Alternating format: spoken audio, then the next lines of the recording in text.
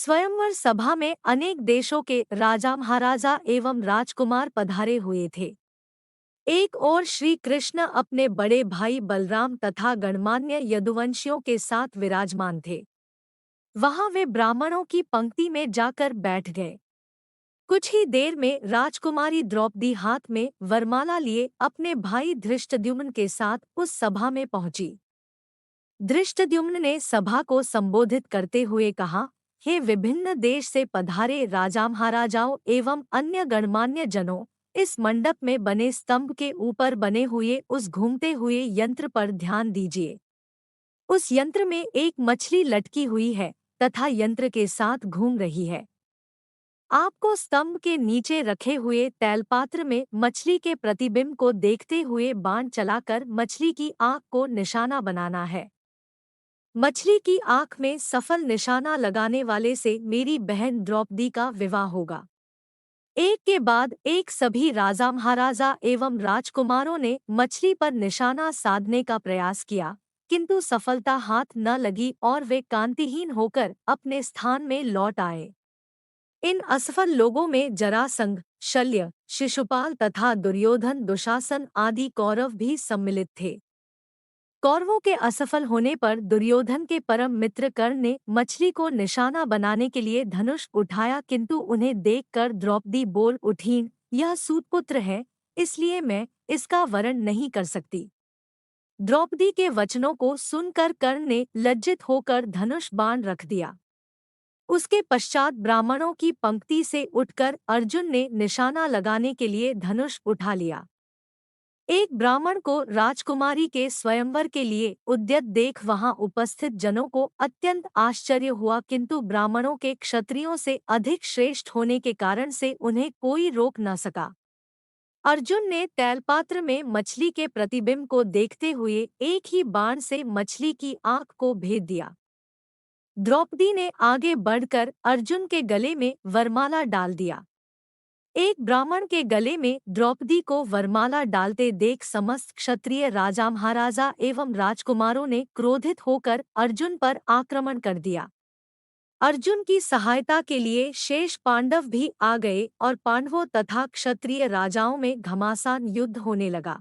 श्री कृष्ण ने अर्जुन को पहले ही पहचान लिया था, इसलिए उन्होंने बीच बचाव करके युद्ध को शांत करा दिया।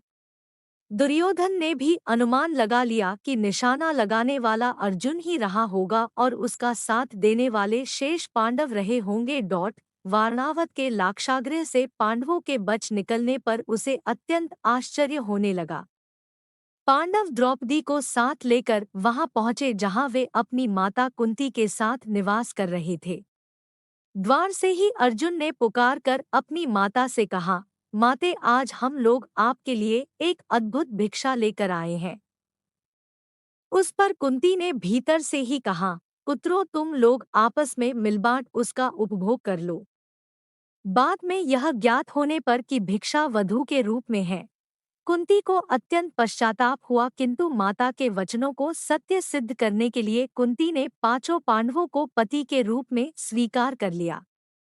पांडवों के द्रौपदी को साथ लेकर अपने निवास पर पहुंचने के कुछ काल पश्चात उनके पीछे पीछे कृष्ण भी वहां पर आ पहुंचे।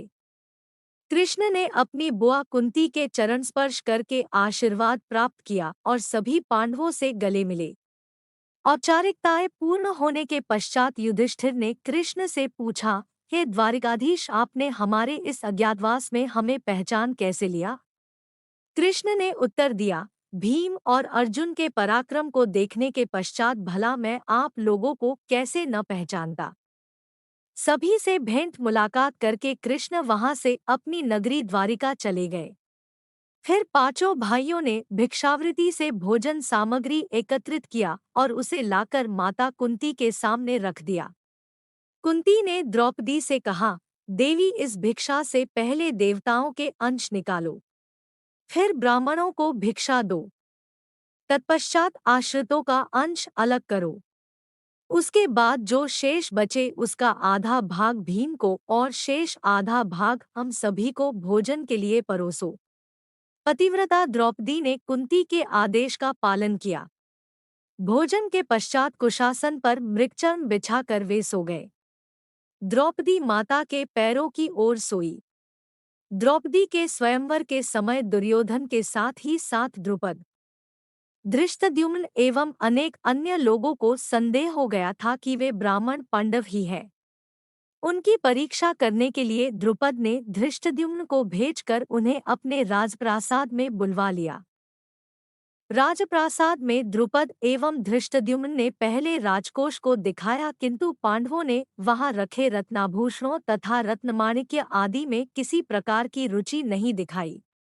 किंतु जब वे शस्त्रागार में गए तो वहां रखे अस्त्र शस्त्रों पर उन सभी ने बहुत अधिक रुचि प्रदर्शित किया और अपनी पसंद के शस्त्रों को अपने पास रख लिया। उनके क्रियाकलाप से द्रुपद को विश्वास हो गया कि ये ब्राह्मण के रूप में योद्धा ही हैं। द्रुपद ने युधिष्ठिर से पूछा, हे आर्य, आपके पराक्रम को देखकर मुझे विश्वास हो गया है कि आप लोग ब्राह्मण नहीं हैं। कृपा करके आप अपना सही परिचय दीजिए। उनके वचनों को सुनकर युधिष्ठिर ने कहा, राजन, आपका कथन अक्षर सत्य है। हम पांडुपुत्र पांडव हैं। मैं युधिष्ठिर हूँ और ये मेरे भाई भीमसेन, अर्जुन, नकुल एवं सहदेव हैं। हमारी माता कुंती आपकी पुत्री द्रौपदी के साथ आपके महल में है। युधिष्ठिर की बात सुनकर द्रुपद अत्यंत प्रसन्न हुए और बोले, आज भगवान ने मेरी सुन ली। मैं चाहता था कि मेरी पुत्री का विवाह पांडु के पराक्रमी पुत्र अर्जुन के साथ ही हो। मैं आज ही अर्जुन और द्रौपदी के विधिवत विवाह का प्रबंध करता हूँ। इस पर युधिष्ठिर ने कहा, राजन, द्रौपदी का विवाह तो हम पांचों भाइयों के साथ होना है। यह सुनकर द्रुपद आश्चर्यचकित हो गए और बोले, यह कैसे संभव है? एक पुरुष की अनेक पत्नियां अवश्य हो सकती हैं, किंतु एक स्त्री के 5 पति हों ऐसा तो न कभी देखा गया है और न सुना ही गया है। युधिष्ठिर ने कहा, राजन, न तो मैं कभी मिथ्या भाषण करता हूँ और न ही कोई कार्य धर्म या शास्त्र के विरुद्ध करता हूँ। हमारी माता ने हम सभी भाइयों को द्रौपदी का उपभोग करने का आदेश दिया है और मैं माता की आज्ञा की अवहेलना कदापि नहीं कर सकता। इसी समय वहां पर वेदव्यास जी पधारे और उन्होंने द्रुपद को द्रौपदी के पूर्व जन्म में तपस्या से प्रसन्न होकर शंकर भगवान के द्वारा 5 पराक्रमी पति प्राप्त करने के वर देने की बात बताई। वेदव्यास जी के वचनों को सुनकर द्रुपद का संदेह समाप्त हो गया और उन्होंने अपनी पुत्री द्रौपदी का पाणिग्रहण संस्कार पांचों पांडवों के साथ बड़े धूमधाम के साथ कर दिया। इस विवाह में विशेष बात यह हुई कि देवर्षि नारद ने स्वयं पधारकर द्रौपदी को प्रतिदिन कन्यारूप हो जाने का आशीर्वाद दिया। पांडवों के जीवित होने तथा द्रौपदी के साथ विवाह होने की बात तेजी से सभी ओर फैल गई। हस्तिनापुर में इस समाचार के मिलने पर दुर्योधन और उसके सहयोगियों के दोह का पारावार न रहा। वे पांडवों को उनका राज्य लौटाना नहीं चाहते थे, किंतु भीष्म, विदुर, द्रोण आदि के द्वारा धृतराष्ट्र को समझाने तथा दबाव डालने के कारण उन्हें पांडवों को राज्य का आधा हिस्सा देने के लिए विवश होना पड़ गया। विदुर पांडवों को बुला लाए। धृतराष्ट्र, द्रोणाचार्य, कृपाचार्य, विकर्ण, चित्रसेन आदि सभी ने उनकी अगवानी की और राज्य का खांडव वन नामक हिस्सा उन्हें दे दिया गया।